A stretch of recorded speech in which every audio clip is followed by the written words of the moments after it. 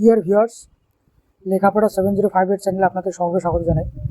এখন যে টপিকটি নিয়ে আলোচনা করা হবে সেটা হলো আইসিডিএস পরীক্ষার জন্য পুষ্টি, জনস্বাস্থ্য, শিশু বিকাশ এবং সরকারি প্রকল্প অত্যন্ত গুরুত্বপূর্ণ।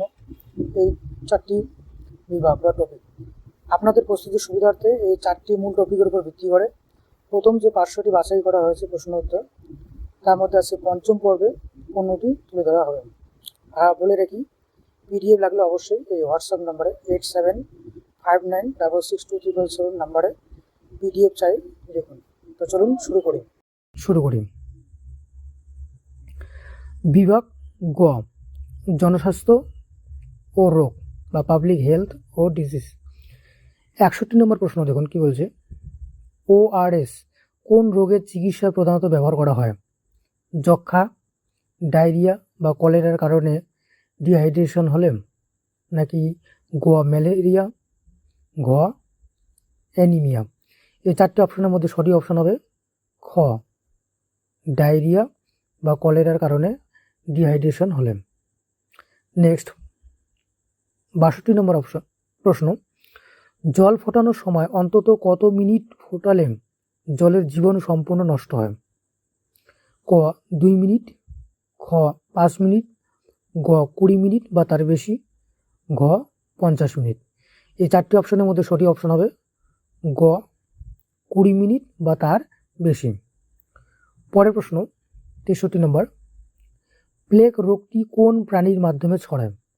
কুকুর, ইঁদুর, মশা, বিড়াল। এই চারটি অপশনের মধ্যে সঠিক অপশন হবে খ, অর্থাৎ ইঁদুর। নেক্সট পরের প্রশ্ন, কোভিড-19 রোগটি কিসের দ্বারা ছড়ায়? ব্যাকটেরিয়া, ভাইরাস, প্রোটোজোয়া, ছত্রাক। আমরা সকলেই জানি কি 2019 সালে অত্যন্ত বিশ্ব জুড়ে যে একটা মহামারী দেখা দিয়েছিল সেটা হচ্ছে কোভিড-19। এটি মূলত একটি কি ভাইরাস গঠিত। অপশন খ। পরের প্রশ্ন, জলাতঙ্ক বা র্যাবিস রোগটি সাধারণত কার কামড়ে হয়? এডিস মশা, পাগল কুকুর বা শেয়াল, মাছি, নাকি বিষাক্ত সাপের ছোবলে।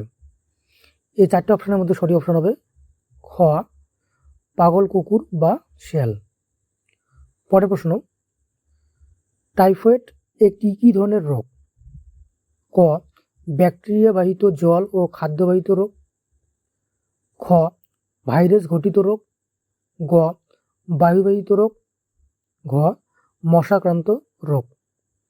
এই চারটি অপশনের মধ্যে সঠিক অপশন হবে ক, ব্যাকটেরিয়া বাহিত জল ও খাদ্যবাহিত রোগ। পরের প্রশ্ন, মশার লার্ভা দমনের জন্য জলাশয়ে কোন মাছ ছাড়া উচিত? রুই মাছ, গাম্বুসিয়া বা গাপ্পি মাছ, চিংড়ি মাছ, নাকি ঘ ইলিশ মাছ। এই চারটি অপশনের মধ্যে সঠিক অপশন হবে খ, গাম্বুসিয়া বা গাপ্পি মাছ। পরের প্রশ্নটি, যক্ষা বা টিবি শরীরে কোন অঙ্গকে প্রধানত আক্রান্ত করে? হৃৎপিণ্ড, ফুসফুস, পাকস্থলী, বৃক্ক। এই চারটি অপশনের মধ্যে সঠিক অপশন হবে খ, ফুসফুস। পরের প্রশ্ন, টাইফয়েড রোগ সৃষ্টিকারী ব্যাকটেরিয়াটির নাম কি? Vibrio cholerae, Salmonella typhi, Plasmodium vivax, নাকি ঘ কোনোটি নয়। এই চারটি অপশনের মধ্যে সঠিক অপশন খ, সালমোনেলা টাইফি। পরের প্রশ্ন, হেপাটাইটিস রোগে শরীরের কোন অঙ্গটি ক্ষতিগ্রস্ত হয়? ফুসফুস, যকৃৎ, চোখ, নাকি হাড়। এক্ষেত্রে সঠিক অপশন খ, যকৃৎ বা লিভার।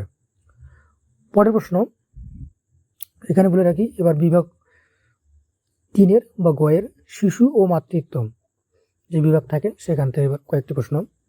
71 নম্বর প্রশ্ন, গর্ভাবস্থায় একজন মহিলার দৈনিক অতিরিক্ত কত ক্যালোরি শক্তির প্রয়োজন হয়? Plus 100 kilo calorie plus 350 kilo calorie, ঘ প্লাস 1000 কিলো ক্যালোরি, ঘ কোনো অতিরিক্ত শক্তির প্রয়োজন নেই। এই চারটি অপশনের মধ্যে সঠিক অপশন হবে খ 350 প্লাস 350 কিলো ক্যালোরি। পরের প্রশ্ন 72 নম্বর প্রশ্ন, শিশুর আইকিউ বা বুদ্ধিমত্তা বাড়াতে এবং থাইরয়েডের সমস্যা দূর করতে কোন উপাদানটি অত্যন্ত জরুরি? ক ফ্লোরিন, খ আয়োডিন, গ সোডিয়াম, ঘ ক্যালসিয়াম। এই চারটি অপশনের মধ্যে সঠিক অপশন হবে খ আয়োডিন। পরের প্রশ্ন, গর্ভাবস্থার প্রথম 3 মাসে কোন ভিটামিন বা অ্যাসিডের ঘাটতি হলে শিশুর জন্মগত ত্রুটি হতে পারে? Folic acid, vitamin C, vitamin K, citric acid. এই চারটি অপশনের মধ্যে সঠিক অপশন হবে ক ফলিক অ্যাসিড। নেক্সট, পরের প্রশ্ন, জন্মের পর শিশুকে মধু বা চিনির জল দেওয়া কেন উচিত নয়? ক এটি শিশুর সংক্রমণ ঘটাতে পারে, খ এটি শিশুর ওজন বাড়িয়ে দেয়, গ শিশুটি কথা বলা ভুলে যেতে পারে, ঘ মা রেগে যেতে পারেন। এই চারটি অপশনের মধ্যে সঠিক অপশন হবে ক, অর্থাৎ এটি শিশুর সংক্রমণ ঘটাতে পারে। পরের প্রশ্ন তথা সর্বশেষ প্রশ্ন আজকের এই পর্বের 75 নম্বর প্রশ্ন, শিশুর বয়স 6 মাস পূর্ণ হওয়ার পর মাতৃদুগ্ধের পাশাপাশি যে বাড়তি নরম খাবার দেওয়া শুরু হয় তাকে কি বলে? এক্সক্লুসিভ ব্রেস্ট ফিডিং, খ উইনিং বা পরিপূরক খাদ্য, গ ফাস্ট ফুড, ঘ প্রোটিন শেক। এই চারটি অপশনের মধ্যে সঠিক অপশন হবে কি খ, অর্থাৎ উইনিং বা পরিপূরক খাদ্য।